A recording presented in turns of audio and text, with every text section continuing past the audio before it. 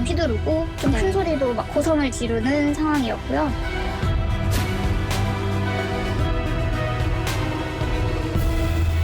마약하면은 정말 사형당할 수도 있는데 한국에서는 추방만 한다.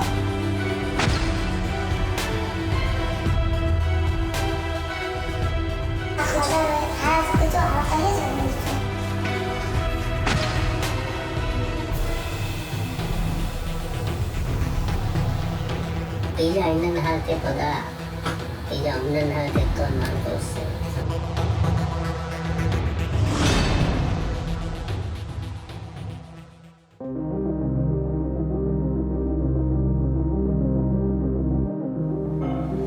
현재 우리나라 불법 체류자가 몇 명인 줄 아십니까? 정부 통계에 따르면 42만 명. 웬만한 중소도시 인구보다 더 많습니다. 왜 도대체 이렇게 많은 걸까요? 오늘은 먼저 국내에 입국하자마자 감쪽같이 사라진 외국인들의 이야기로 시작하겠습니다.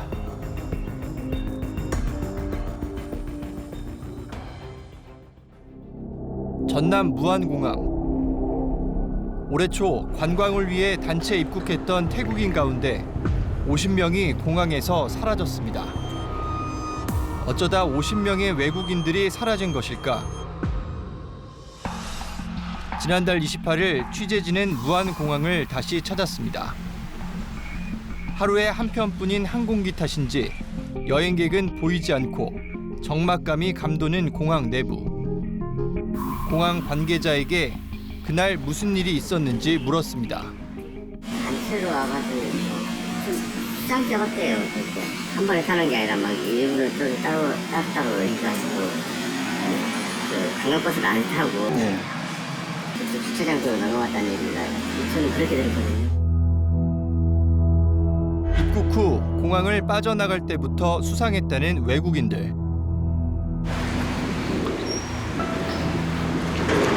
바로 주차장이 연결이 되네요.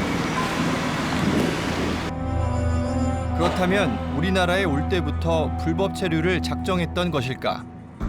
당시 관광객을 유치했던 관계자는 그들이 입국할 때부터 수상한 점이 보였다고 말했습니다. 공항 외부에 차량들이 저희가 알 수 없는 차량들이 쫙 줄지어 서 있더라고요. 네네네, 직접 봤습니다. 저희가 좀 현장에서 직접적으로 확인한 바로는 브로커라고 이야기해야 되는 그런 세력들이 아마도 분명히 존재하는 것으로 판단이 되고요. 브로커 조직까지 있었다는 관계자. 그렇다면 태국에서 여행객을 모집할 때 걸러낼 순 없었던 것일까?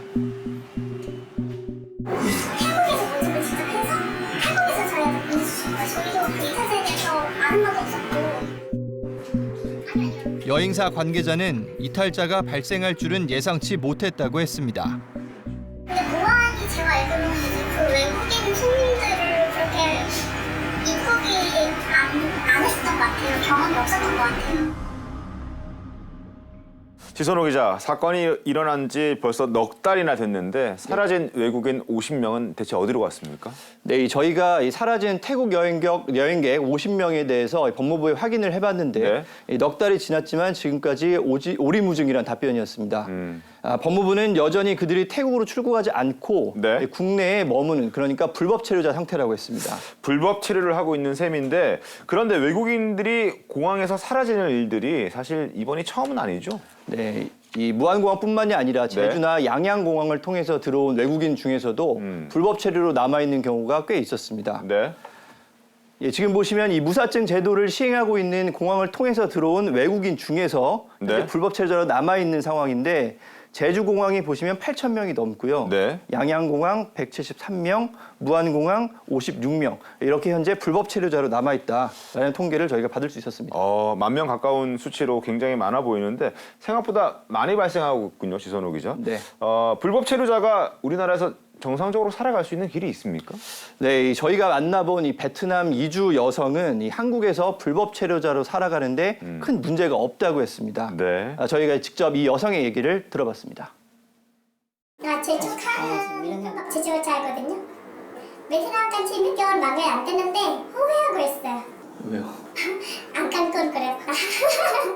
문법 제로자 할 수 있는 어떤 부분이 불법 체류자예요? 불법 체류자 BHP. 네. 근데 베트남어만 하니까 한국 사람 모르는 거죠. 이런 것도 다 99일이에요. 잠자리는 어떻게 해요? 합법 친구한테 부탁해서 집필력서 하면 돼요. 불법 체류자라는 거는 잘 안 끊이면 되는 거죠. 이게 바로 베트남 이주 여성이 알려준 그 문제의 커뮤니티군요, 진호 기자. 네, 여러 커뮤니티 중에 하나인데 네. BHP라고 써져 있죠. 이 베트남 용어입니다. 불법 체류를 뜻하는 그들만의 용어입니다. 이 BHP만 검색을 해봐도 이 네. SNS 상에서 이 구인 글은 물론 이 중고 거래 혹은 배송 서비스 등 이 다양한 정보들이 공유되고 있었습니다. 그러니까 불법 체류자들을 위한 커뮤니티인데 사실 뭐 안 되는 거 없이 웬만하면 다 되는 것 같다는 생각도 듭니다. 뭐 어느 정도까지 불법 체류자들이 국내에서 정상적인 생활이 가능한 겁니까, 그러면? 그래서 저희가 직접 어느 정도까지 가능한지 한번 해봤습니다. 함께 보시죠. 취재진은 한 베트남 여성의 도움을 받아서 먼저 일자리를 구해보기로 했습니다. 외국인 마사지사를 구한다는 한 업체의 채용자에게 불법 체류자여도 취업이 가능한지 메시지를 보내봤습니다. 그러자 지원에도 문제가 없다며 현재 다른 불법 체류자들이 받고 있는 월급 내역을 보내줍니다. 400만 원에서 많게는 600만 원까지 받고 있습니다. 채용 면접에 응해봤습니다. 한국에 언제 왔어요? 1년 됐어요. 저 비자 없어요. 그래도 일 줘요? 비자가 없는데도 일할 수 있는지 물었습니다. 그러자 일 열심히 할 생각 있어요? 해요. 열심히 해요. 열심히 한다고 하면은 언니가 믿고 한번 써볼게요. 한국인 사장은 단속은 잘 나오지 않는다며 안심시킵니다. 단속이 우리가 작년에 한 번 오고 안 왔어. 이런데 문제는 없어. 불법 체류자여도 일자리를 쉽게 구할 수가 있네요. 네, 가능한 건 이 취업뿐만이 아니었습니다. 불법 체류자를 위해 가짜 여권과 통장을 만들어 준다는 글. 이 베트남 여권이 실제로 이렇게 생겼어요? 네, 색깔이 좀 달라요? 어떻게 만들어 준다는 걸까? 글을 올린 사람과 통화를 해봤습니다.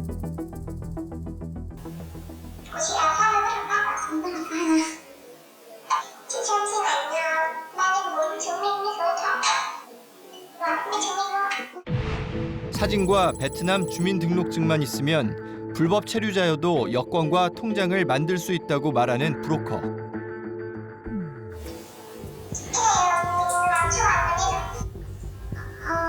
Nam chia năm kiểu gì nhỉ?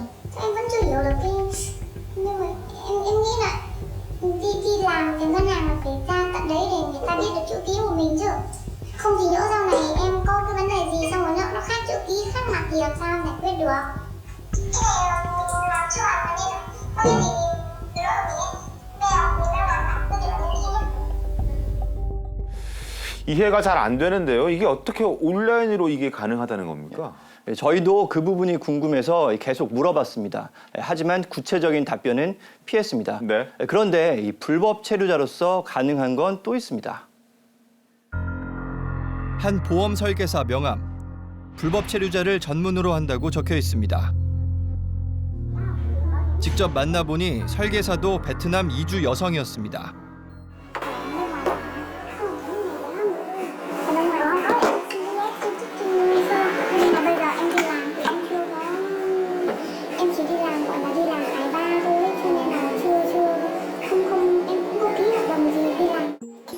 불법 체류자지만 보험 가입이 가능하다고 말하는 보험 설계사. 이거 한국 사람이니까 지금 만약 똑같은 한국 재료 그렇게 영수증하고 시리온에 필요 없어.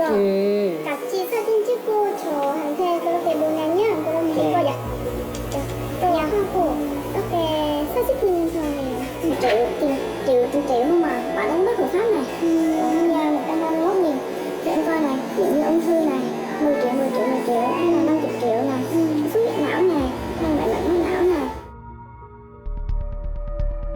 고객 대부분이 불법 체류자라며 안심시킵니다.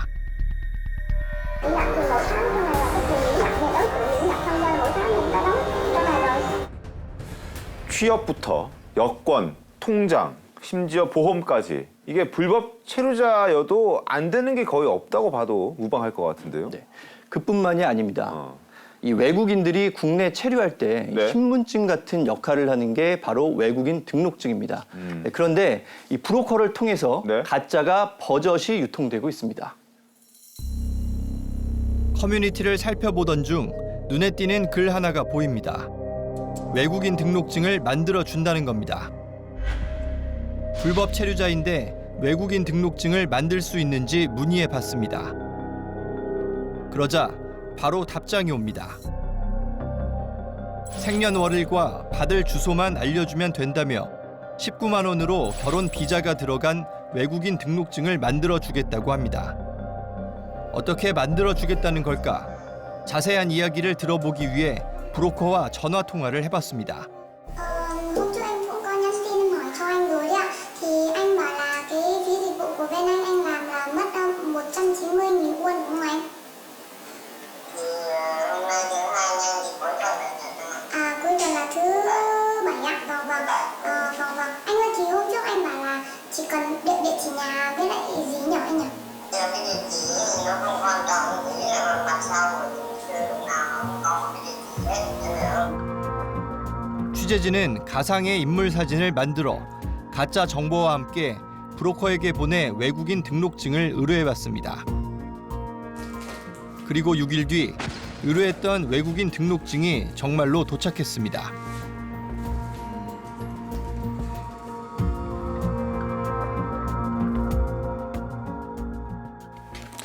외국인 등록증인데 지금 이게 이제 가짜 위조된 외국인 등록증이라는 얘기인데요. 지금 지선우 기자도 등록증을 갖고 나왔는데 그게 이제 가짜 등록증인 겁니까? 네, 이겁니다. 저희도 브로커한테 의뢰를 해놓고 네. 실제로 이게 올까 설마 했는데 진짜 왔습니다. 네. 그래서 이 외국인 등록증이 얼마나 정밀한지 법무부에 감식을 또 의뢰했습니다. 지난달 30일 취재진이 찾은 법무부 인천공항 출입국 외국인청. 가짜 외국인 등록증을 위조 정밀 감식 장치로 관계자들이 살펴봅니다.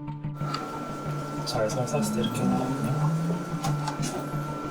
이렇게 지금 자외선 글을 사용한 보안 요소를 구현을 못해가지고 일반 용지를 사용했을 때 등록증이거든요. 이번에는 진짜 외국인 등록증에 자외선을 비춰봤습니다. 카드에 숨겨져 있던 파란색 문양만 드러납니다. 아무런 변화가 없던 가짜 외국인 등록증과 확연하게 다른 모습입니다. 이뿐만이 아닙니다. 진짜 외국인 등록증의 KOR 글씨의 각도를 다르게 하자 색깔이 바뀝니다. 그러나 위조된 등록증은 변화가 없습니다. 이렇게 비춰봤을 때 KOR로 된 부분이 시병각 잉크로 제작이 되었기 때문에 빛의 각도에 따라서 색깔이 변하는 것을 보실 수가 있습니다. 일반인이 육안으로 식별하기에는 쉽지 않습니다. 그렇다면 어떻게 가짜 외국인 등록증이 불법으로 유통 거래되고 있을까? 취재진은 브로커에게 만남을 요청했습니다. 그러나 브로커는 불법적인 일을 하는데 만나줄 것 같냐며 끝까지 만남을 거부했습니다. 지선우 기자, 취재한 걸 종합해 보면 불법 체류자여도 한국 생활하는데 크게 불편함은 없는 것 같은데 그런데도 불구하고 왜 신분증까지 위조를 하는 걸까요? 그 이유가 있습니다. 함께 들어보시죠. 불법 체류 외국인들이 그 본인의 이제 불법 체류 사실을 숨기고 취업을 용이하게 하기 위해서 이렇게 외국인 등록증을 위조해서 의뢰하는 걸로 그렇게 생각하고 있습니다. 결혼 이민이라는 F6 자격, 이런 자격들은 취업에 제한이 없기 때문에 어느 분야에서도 취업이 가능합니다. 그래서 외국인 등록증을 위조하는 건수가 제일 많은 게 이런 F5, F6 이런 등록증을 많이 위조하고 있습니다. 결국 취업을 보다 손쉽게 하기 위해서 위조까지 한다. 뭐 이렇게 봐야 되겠군요. 네, 그렇습니다. 더 큰 문제는 합법적으로 체류하고 있는 외국인들도 비자를 연장하지 않고 스스로 선택해서 불법 체류자가 된다는 겁니다. 우리가 그들의 이야기를 한번 들어봤습니다. 네. 43살의 외국인 남성. 그는 스리랑카 국적의 불법 체류자입니다. 비자 그때 언제 끝났다 그랬어요? 나는 2021년에 4월까지. 비자는 어떤 비자로 처음에 들어오셨어요? E9 어부 비자. 9년 전 비전문 취업 비자를 받아 한국에 왔다는 남성. 처음에는 강원도에서 통발 문어잡이 일을 했다고 했습니다. 비자 연장 신청을 해야 하는데 그는 왜 하지 않았을까? 뒤에서 간 회사에 일했어요. 안 돼요. 나 회사 세게 바꿨으니까. 그러니까 안 돼요. 일이 힘들어 다른 업종의 일을 해보려 했지만 이 비자로는 가능하지 않다는 겁니다. 그가 불법 체류를 택한 데는 또 다른 이유도 있습니다. 나 비자 있는 할 때보다 비자 없는 할 때 돈 많이 들었어요. 비자 있을 때는 130, 이따가 140, 150, 마지막에 비자 끝날 때 180. 지금은 350 올라가서. 그가 외출을 준비하고 집을 나섭니다. 그는 오늘도 이곳에서 일자리를 구해야 합니다. 인력사무소엔 일을 구하기 위해 온 다른 불법 체류자들도 보입니다. 다 한국에는 언제 왔어요? 한국에는? 4년. 4년 전에. 왜 한국으로 왔어요? 왔어요. 돈 때문에. 스리랑카에 월급 조금 여기 한국에. 한국보다 월급 조금이니까. 돈 때문에. 스리랑카 사람들이 한국으로 많이 와요? 많이 와요. 아, 많이 와요? 요즘은 계속 나와요. 아, 그래요? 네. 오늘 그가 구한 일은 건축일. 그는 불법 체류 신분이지만 원하는 일을 선택해서 할 수 있고 시간만 가능하다면 여러 개의 일을 마음대로 할 수 있다고 했습니다. 이렇게 하면 하루에 얼마 정도 벌어요? 하루에 이건 15만 원. 15만 원? 저기 고향으로 보내는 거예요? 고향에 한 달에 한 번만 보내요. 한 달에 한 번만? 네. 스리랑카 가면 부자 되게. 예, 스리랑카 부자들이야. 한국 돈 4천만 원, 5천만 원 집값도 할 수 있어요. 1시간 넣었어, 1시간. 일당을 받고 늦은 오후가 돼서야 집에 돌아온 남성.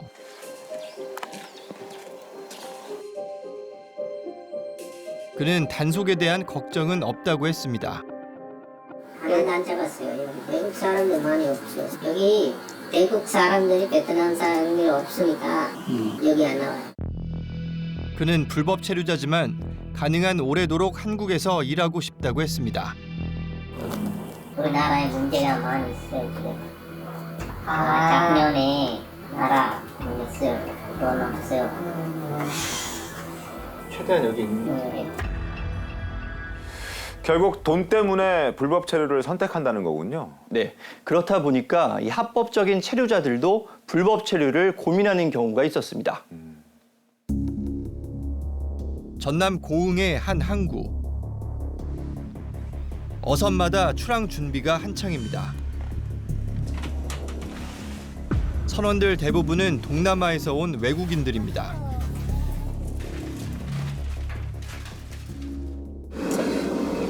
여기 왜 한국에 왔어요? 월급 많이. 아침까지 하면 힘들겠어요, 베리? 네, 많이 힘들어요. 이들이 머물고 있는 숙소를 찾아가 봤습니다. 최장 10년 동안 허락된 체류 기간이 끝나면 다시 본국으로 돌아가야 한다는 이들. 1년 반. 인도네시아는 한 달에 얼마? 월급이 얼마야 한 달에? 한국 돈 100만. 50. 10년 되면 인도네시아 갔다가 다시 오고 싶어요?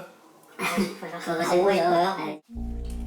이들 역시 불법 체류에 대한 유혹이 많다고 했습니다. 도망가. 배 안 좋아. 도망가. 아, 그러면은 불법? 불법 사람. 아니, 베트남 사람, 한국 사람, 배 월급 싸.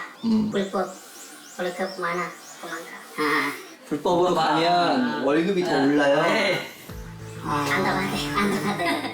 불법 많아요. 얼마나 많아요? 아, 불법 한 달 400만 원. 자발적으로 불법 체류를 선택한다는 그런 외국인들이 점점 많아진다는 것 자체가 사실 큰 문제가 아닐까 싶은데요. 네, 그렇습니다. 이 취업 비자가 제 역할을 못하고 있다는 건데 이 전문가의 얘기를 한번 들어보시죠. 나갔다가 다시 들어올 수는 있다고는 하지만 그 절차와 과정과 준비하는 시간과 노력이 너무 빡세요. 예를 들면 단 한 번이라도 회사를 이직을 해서 옮겨서 본국으로 돌아갔을 때 다시 들어올 수 있는 비자가 보장이 안 되잖아요. 그러면 본국에 나가서 이제 2가지 시험을 봐야 되는데 그 2가지 시험을 모두 다 통과하고 그리고 한국에서 마지막 근무했던 회사에서 초청을 해줘야 되는데 이런 일련의 과정들이 쉽지 않다는 거예요. 그렇다면 현재 국내에 머물고 있는 이 불법 체류자의 증가세는 어떻습니까? 최근 들어서 굉장히 가파르게 증가하고 있습니다. 국내 불법 체류자 현황을 한번 살펴봤는데 2013년에 18만 명을 넘었고 코로나 기간을 거치면서 2021년에 38만 명, 작년에 41만 명을 넘더니 올해 5월에는 42만 2천 명을 기록해서 그때 최고치를 경신했습니다. 10년 만에 2배 이상 늘어났고요. 국적별로 한번 분류를 해봤습니다. 그랬더니 가장 최근 통계에서 태국인이 36.7%로 가장 많았고 베트남인이 18.1%, 그다음 중국, 몽골 순이었습니다. 자, 이렇게 불법 체류자들이 늘어나면 우리 사회에 어떤 문제도 발생할 것 같은데 다른 문제는 없습니까? 물론입니다. 불법 체류자 수가 증가하는 만큼 거기에 따른 불법 체류자들이 저지르는 범행도 늘어나고 있습니다. 광주에서 벌어진 사건입니다. 불법 체류자들이 집단 도주하는 그런 사건이 벌어졌습니다. 보시는 화면은 불법 체류자들이 한 명 한 명 이 파출소, 그러니까 지구대 밖을 탈출을 해서 도망가는 장면입니다. 이 23명의 이제 외국인 가운데 대부분은 이렇게 검거가 됐습니다. 분류를 해봤더니 23명 가운데 14명이 불법 체류자였습니다. 대체 왜 이런 일이 일어나는지 집중적으로 한번 살펴봤습니다. 그들이 경찰에 붙잡혀 오기 전 있었다는 주택을 찾았습니다. 이제 밖으로 빛을 새나가지 않게 하려고 불투명 은박 테이프를 다 촘촘하게 붙여놓은 것 같습니다. 외부의 시선을 피하고자 은박지와 나무 판자로 막아놓은 창문들. 이들은 이곳에서 불법 도박을 해온 것으로 드러났습니다. 집주인은 이런 일이 벌어지고 있는 줄은 미처 몰랐다고 했습니다.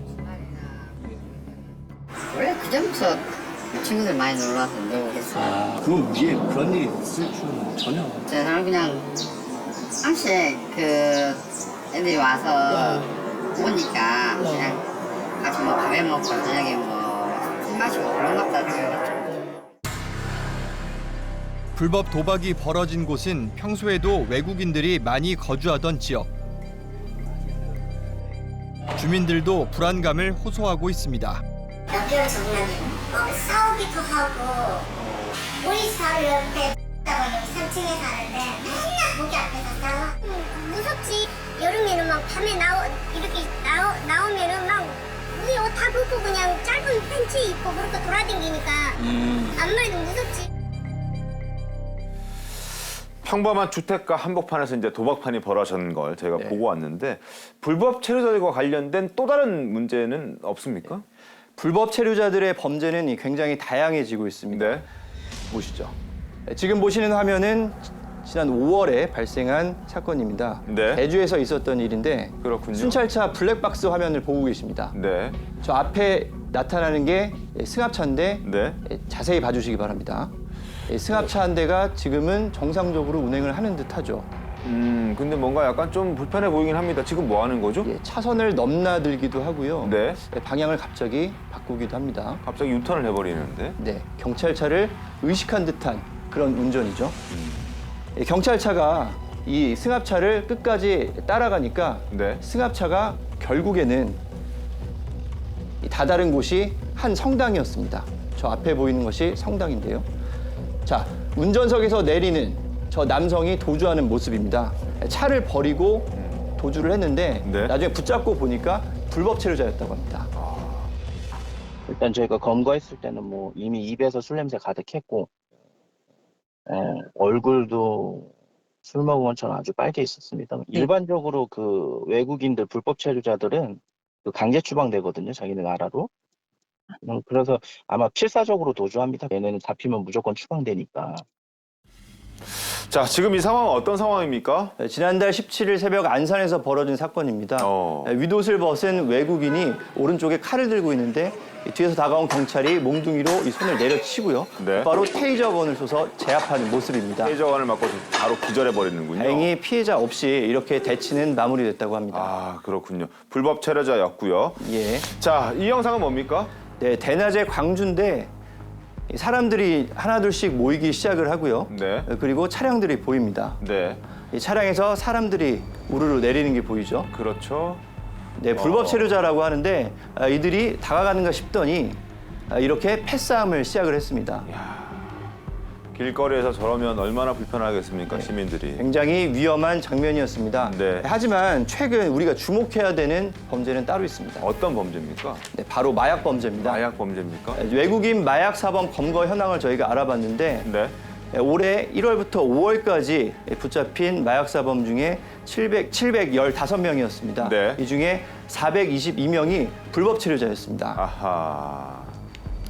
근데 지난 3월에 서산에서 이 마약 판매책으로 활동하던 사람이 검거되는 일도 있었습니다. 네, 이 영상이군요. 당시 이 주거지를 수색하는 장면입니다.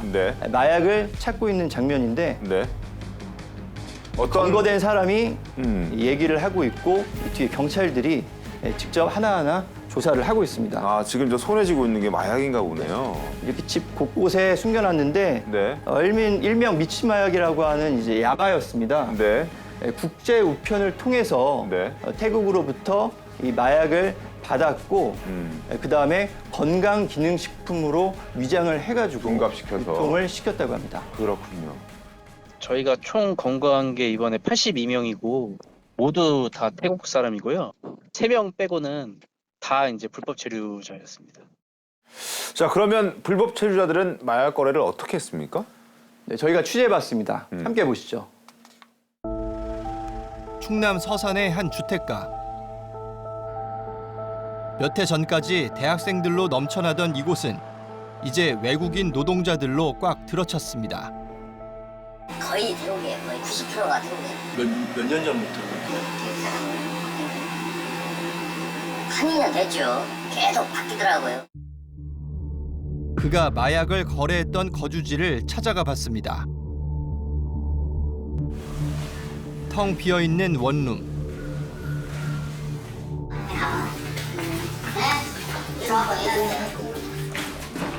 계세요.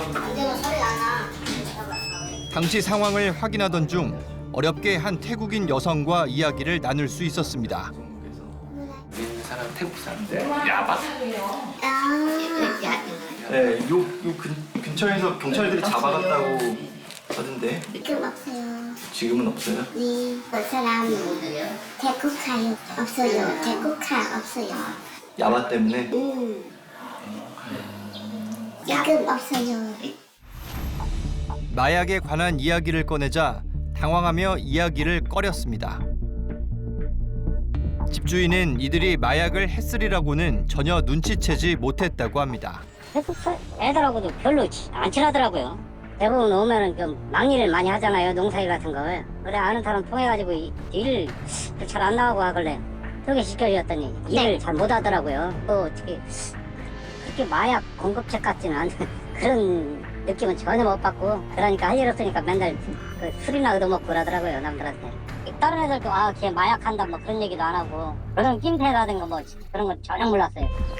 동네 주민들도 수상한 점이 보였다고 말했습니다. 예를 들자면 일을 안 나가고 나한테 돌아다닌다든가 그런 좀 수상하게 보이죠.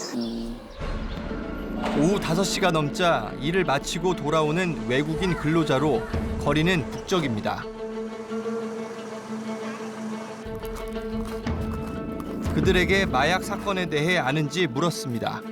그러나 이 야바 있고 몰라요? 야바? 친구들 중에 잡혀간 사람 있어요? 모두 답변을 피합니다. 불법 체류자들이 암암리에 마약을 거래하고 있다는 건데 사실 이런 일들이 비단 서산에만 있는 건 아니잖아요. 네, 그렇습니다. 그래서 저희가 다른 사건 영상을 준비했습니다. 네. 지난해 12월 초 목포의 한 골목인데 저렇게 경찰이 주행하는 차량을 제압하려고 달려든 장면입니다. 네. 굉장히 위험해 보이죠? 위험천만해. 차를 버린 남성이 좁은 골목으로 계속 도주를 하면서 네. 경찰과 대치를 했습니다. 그러니까요. 요리조리 잘 피해 다니긴 하는데. 경찰 바디캠입니다. 네. 네, 추격하는 모습이 그대로 담겨 있는데 보시면 하얀색 옷을 입은 저 남성이 범인입니다. 네. 멈추는 듯 하더니 다시 도주를 해서 계속 추격이 반복이 됐습니다. 네. 결국은 이렇게 몸싸움 끝에 남성을 제압할 수 있었습니다. 그렇군요. 자, 저 사람 역시 불법 체류자였던 거죠? 네, 맞습니다. 이 베트남 국적의 불법 체류자였는데 이 남성이 타고 온 차량에서 시가 4천만 원 상당의 마약이 발견이 됐습니다. 아, 그랬군요. 불법 체류자들이 마약에 손을 대는 이유는 또 특별히 있습니까? 네, 경찰 측의 얘기를 한번 들어보시죠. 네. 왜 이렇게 뭐 마약을 투여하게 된 거냐 그랬더니 본인들이 이제 조금 바닷일 하게 되면 힘들고 그래서 일 마치고 그 입항한 다음에 자기들끼리 그러니까 모여서 이렇게 투약을 하고 또 보통 보면 이 친구들이 이제 그 외국인 노래방을 가서 자기들만 나라 사람들만 전용으로 받아서 이렇게 같이 이렇게 뭐 투약하고 어울리고 술 마시고 그렇게 그런 패턴입니다. 외국인 전용 업체에서 주로 마약들이 은밀하게 거래가 되고 있었군요. 네, 그래서 저희가 마약이 거래됐다는 클럽을 직접 한번 가봤습니다. 네. 경기도의 한 클럽. 최근 불법 체류자들의 마약 파티가 벌어졌던 곳입니다. 취재진은 외국인과 함께 클럽 안으로 들어가 보기로 했습니다. 이곳은 원래 한국인의 출입이 금지돼 있습니다.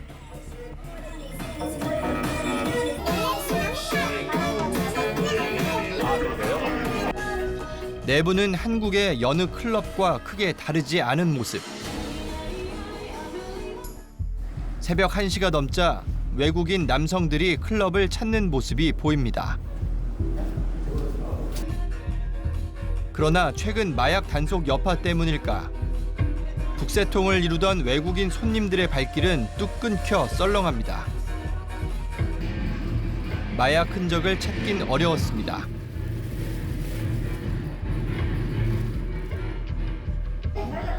그러나 클럽 관계자는 마약 거래가 계속 이루어지고 있는 것 같다고 말합니다. 진짜 많고 애들이 가지고 들어오나 봐요. 전에도 한번 그런 적이 있어요. 아니면 하고 오거나. 하고 오거나? 그거를 여기서 연기만 뿜어내는데 그걸 알 수가 없잖아요. 지선호 기자. 그런데 불법 체류자들이 왜 한국에 와서 마약 거래를 하는 겁니까? 전문가의 이야기 들어보시죠. 베트남 같은 경우에는 마약을 조직적으로 밀수하거나 조직적 범죄에 연루되면 사형까지 처하잖아요. 한국에서는 마약 범죄해도 그냥 자기 나라로 되돌려 보내기만 한다더라. 그러니까 추방만 한다. 아, 처벌 수위가 약하다는 거군요. 그렇습니다. 문제는 이들의 마약 범죄가 점점 조직화되고 있다는 겁니다. 네. 예전 같은 경우는 사실 단순 투약, 수소, 소지 정도의 단순 서범들이 많았다고 하면은 지금은 어떤 조직화 집단화돼서 동남아 이제 본토에서 저기 마약류를 수입을 해와서 그거를 국내 체류하는 다른 외국인들한테 판매하는 그런 서범들도 많이 늘고 있고요. 그런 장소들이 사실은 되게 제한이 돼 있고 특정 이제 외국인들끼리만 오픈이 되어 있는 장소다 보니까 계속 범죄에 이용되는 건데 사실 그 장소에 대한 영업 정지 등의 근본적인 제재가 이루어지지가 않다 보니 계속 그런 식으로 반복적으로 범죄에 이용이 되는 것 같습니다. 자, 불법 체류자들이 늘어나면서 우리 사회에 주는 또 다른 문제는 없습니까? 또 있습니다. 이 불법 체류자들이 국내 인력 시장을 장악하면서 오히려 국내 인력 업체들이 도산 위기에 처해 있습니다. 그렇군요. 함께 보시죠. 지방에서 인력 사무소를 운영하다가 얼마 전 폐업을 결정했다는 관계자들을 만났습니다. 이들이 폐업을 한 건 불법적으로 인력을 알선하는 외국인들 때문이라고 했습니다. 자기 나라 사람들을 조직화하고 규모화해갖고 30명씩, 50명씩, 70명씩 논밭에다가 뿌리고 있어요. 이 지역에 외국인들이고 뭐 내국인들이 들어와 있잖아요. 들어와 있는 거를 어쨌든지 포섭을 합니다. 자기 식구와 하면은 그 사람이 10,000원, 20,000원 벌어주니까. 그러니까 그렇게 해서 계속 그 조직화해 나가고 있는 거예요. 거의 80% 이상이 외국인 인력입니다. 그리고 외국인 인력 중에서도 80%에 70%에 80%가 불법이에요. 사무실도 없이 자국의 불법 체류 외국인들을 모아서 조직적으로 인력 알선을 하는 브로커들이 늘고 있다는 겁니다. 불법 알선자가 한 50명 가까이 있는데 그러니까 정작 인력 사무실에는 사람이 없어요. 사람이 없고 그러다 보니까 농민들은 인력 사무실에 가면 사람이 없죠. 불법 알선자들하고 거래를 하는 거야. 그 심각성을 보여주겠다며 김 씨가 안내한 곳은 한 여관. 이 건물이 여관인데 아침 되면 말입니다. 여기서 태우고 여기서 태우고 막 태웁니다. 굳이 인력 사무소가 필요가 없는 거라. 한번 관찰해 보시면 기상천외합니다. 과연 사실일까? 다음 날 아침 6시. 여관 앞에 트럭 한 대가 정차합니다. 그때 여관에서 일복 복장으로 내려오는 외국인들이 보입니다. 이들이 트럭에 올라타자 어디론가 출발하는 차량. 잠시 후 도로가에 정차하는 또 다른 차 한 대. 여기가 사람을 싣고 다니셨네. 저 흰색 벤에서 얼굴 내밀었는데 외국 사람인 것 같아요. 여자는 것 같은데 외국 여자? 외국인 근로자들을 수시로 실어 나릅니다.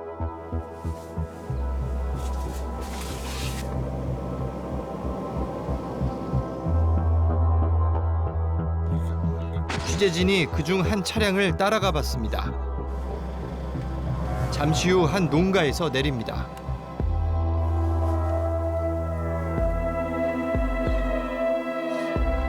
밭마다 베트남 전통 모자 놀라를 쓴 외국인 근로자들이 일을 하고 있습니다.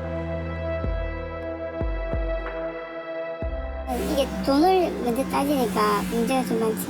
머리가 아프지. 조금 힘들면 돈 더 달라고. 이 땅이 딱 정해졌어도 힘든 일 시키면 돈을 더 달라는 게. 저희들이 배우니까 10,000원 더 줄게 가자. 차에서 또 시부가 다 딴 데 가보는데 그럴 때. 아 차로 와서 싣고 가요? 차에 내릴 때 그런 짓을 하고 있다는. 어떻게 해 그래서 농민들이 집화가 뛰자고 한다는데 뭐. 그 요금 체제도 지금 전부 농가들이 비싸다고 한다. 당연히 그럴 수밖에. 네, 그네들이 가격 조정을 하는데 가격을 누가 조정? 임금비를 그네들이 조정하는데 우리가 최저임금이 9,650원이잖아요 최저임금이. 근데 걔네들이 시간당 얼마 받아요? 2만원, 3만원 받아요. 에? 완전 값이랑 을이 바뀐 거 아니에요? 바뀌었죠. 실질적으로 농민들 지금 술을 마시라. 자, 우리나라 사정도 잘 모르고 한국말도 서툰 이런 사람들이 어떻게 조직적으로 그런 인적 운영을 할 수 있는 겁니까? 그 이유가 있다고 합니다. 한국인 브로커의 말 직접 들어보시죠. 네. 외국인들 자체가 우리나라에서 원래 일을 못해. 100%. 할 수 있는 사람들 딱 조건이 뭐냐면 우리나라 사람과 결혼을 해갖고 일을 하면 상관이 없어요. 우리나라 위장 결혼 있죠. 그거 하는 애들도 있긴 있는데 그거 하자마자 또 바로 이혼하고 하는 애들도 많이 있고. 또 자기들끼리 다 그 밴드니 자기들 뭐 위챗이나 이런 걸 할 거 아니에요. 그걸 하면서 자기들끼리 또 계속 이제 알고 지내고 뭐하고 하면서 자기들끼리 또 나쁜 걸 또 만들어 나가. 인건비는 인건비대로 올라가고 정작 등록된 인력 사무소만 피해를 보고 있는 건데 관리 감독해야 하는 관계 기관들은 어떻게 하고 있습니까? 네. 관할 지자체 담당자의 이야기를 들어봤습니다. 네.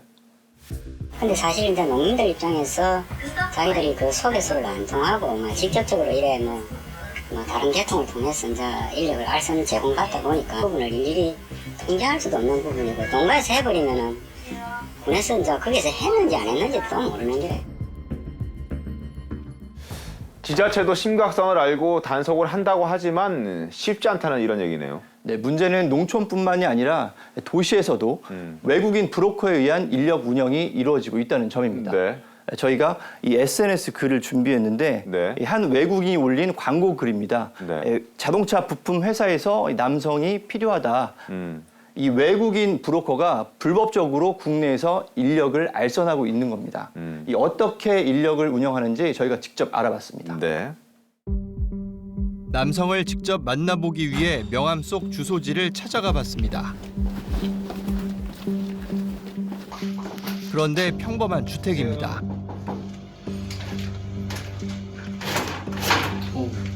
문이 열려 있는데.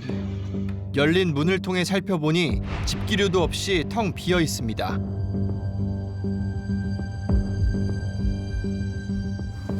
어떻게 된 일일까? 집주인과 통화해봤습니다. 여보세요? 예, 선생님 안녕하세요. 네. 저희가 그 선생님 사시는 곳 거기에 새 들어 사는 그 베트남인들 좀 찾아왔거든요. 아니 그분이 그 베트남 네. 사람이 그 인력사무소 운영했다 그래가지고. 네네네. 했었어요. 전화로 지네 나라 애들 건설사무소에 소개해주고 하더라고요. 집 주소가 여기로 되어 있더라고요. 그래서 저는 사무실로 알고 왔는데. 아니에요. 그냥 사무실 같은 거 없이 지가 그냥 그거 했던 것 같아요. 남성과 만나기 위해 연락을 시도해봤습니다. 그러나 전화를 받지 않습니다.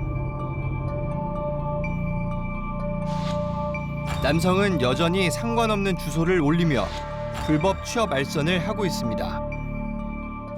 자, 지선호 기자, 불법 체류자 문제에 대해서 정부는 어떤 입장을 갖고 있습니까? 법무부가 저희 취재팀에 보내온 입장입니다. 네. 법무부는 보시는 것처럼 국민의 불안감을 해소하기 위해서 불법 체류자를 집중 단속하고 있다고 밝혔습니다. 네. 그리고 체류 자격별로 불법 체류 원인을 분석을 해서 비자 정책을 개선해 나가겠다고 했습니다. 네. 그렇군요. 대책에 이런 정부 대책에 전문가들의 의견은 어떻습니까? 좋다고 네. 얘기합니까? 전문가 의견 한번 들어보겠습니다. 법무부에서 국내 불법 체류 외국인을 용인할 수 있는 그 수치가 18에서 20만 명이에요. 지금은 불법 체류자 숫자가 40만이 넘어갔어요. 그러면 지금 그 우리가 단속만 해가지고 이 인원을 해결할 수 있느냐? 정책은 단속만이 능사는 아니에요. 5개월짜리가 그 돈 벌기 위해서 5개월에 안 나가면 계속 눌러 앉는데 또 8개월 늘려주고 또 그 기간에 나간 사람은 돌아가지도 않았는데 또 받아들인다. 그러면 불법 체류는 계속 잔재하고 있다라는 얘기가 되잖아요. 준비도 없이 받아놓고 받아서 사태가 심각해지니까 법을 잡아가려니 힘들잖아요. 정부는 교육이 준비가 됐어야 된다는 겁니다. 들어올 때부터 센터가 있어서 그 사람들을 한 곳에 몰아두고 한국어도 교육시키고 이게 비자만 자꾸 발행을 한다고 해서 되는 일이 아니에요. 자, 정부가 다양한 정책을 쏟아내기에 앞서서 사실 이들이 들어올 때부터 관리를 하고 또 교육을 하고 또 관리 감독하는 그런 시스템을 갖추는 것이 먼저가 아닐까 그런 생각들을 좀 해외에 만드는군요. 그런 지적들도 지금 전문가들이 하고 있는 것 같습니다. 그렇습니다. 이 불법 체류자의 수를 단기간에 줄이는 것은 쉽지 않습니다. 네. 고용과 인권 등 복합적인 문제가 얽혀 있는 만큼 세심한 준비와 논의가 필요합니다. 그렇습니다. 앞으로 정부가 풀어야 될 숙제들이 좀 많은 것 같습니다. 지선우 기자 오늘 고생했습니다. 탐사보도 7 오늘 전해드릴 이야기는 여기까지입니다. 시청해주셔서 고맙습니다.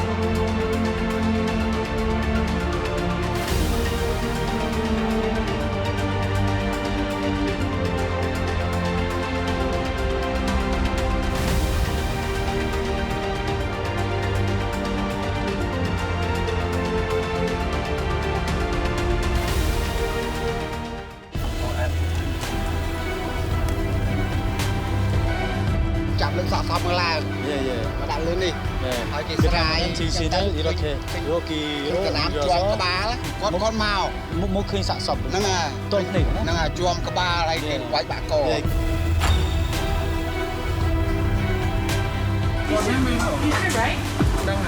She leave from here on 4th. She left, she go to hospital for some medicine, not coming back.